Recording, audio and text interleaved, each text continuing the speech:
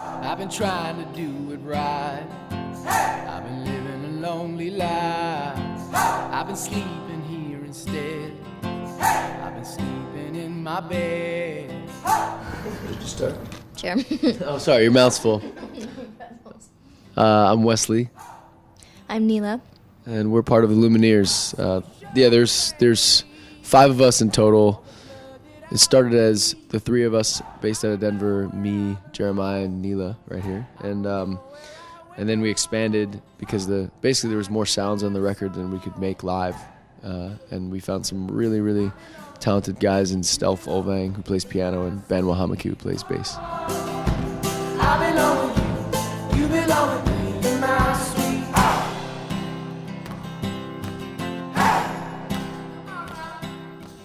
We've always held ourselves to a really high standard and worked really hard. When I first met Wesley and Jeremiah, they were making music together, and I would come over, it was like in the morning, like 10 o'clock, and they'd have coffee going, and it felt like a real job. It wasn't like, hey, let's sit in somebody's basement and smoke a bunch of pot after work and just jam. Like, it wasn't that kind of band. So I think we've always really treated it as a job and taken it really seriously. There's probably a danger to take some of this for granted just because it becomes so normal, it becomes everyday life. But I think we're all very aware that we're super lucky to be doing what we're doing. And it wasn't very long ago at all that we were playing to nobody and sleeping on floors. And so we're quite aware we're in a lucky position. I thought Morning Song would be the hardest, just because it's kind of a slower song, and I don't know, it's just a tricky song, but at the same time, those songs can have the biggest payoff.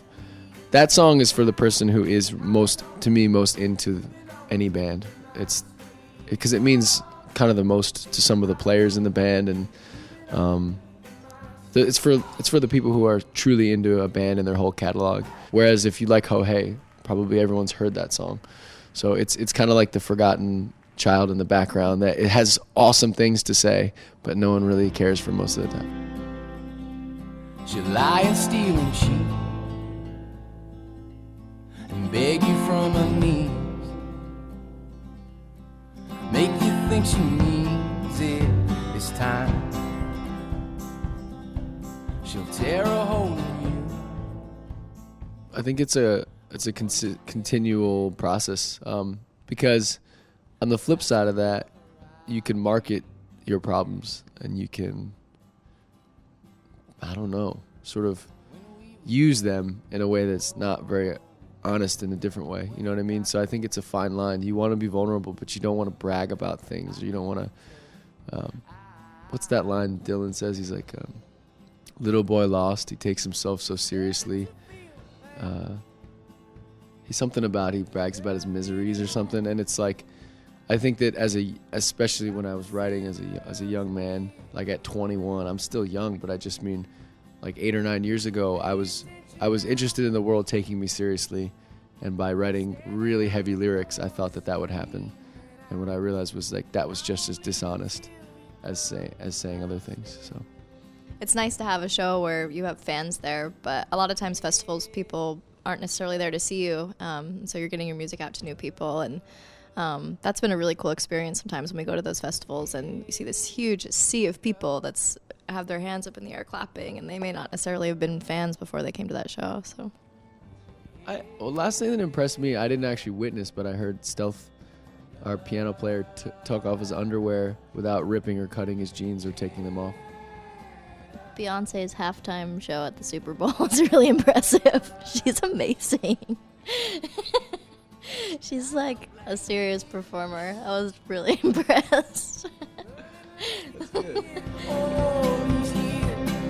I would do the same best. Well, is it important to have your music remembered and remain and be immortalized? I think that's what's such a turn on about recording music in general, is that you just know it's going to last a long time. At least it'll be existing, whereas other things go away, I'll go away, but this will always be here. So I think it's pretty exciting, that idea that you can immortalize something. You just hope what you immortalize is something worth keeping and that people continue to listen to it. Head up, keep your love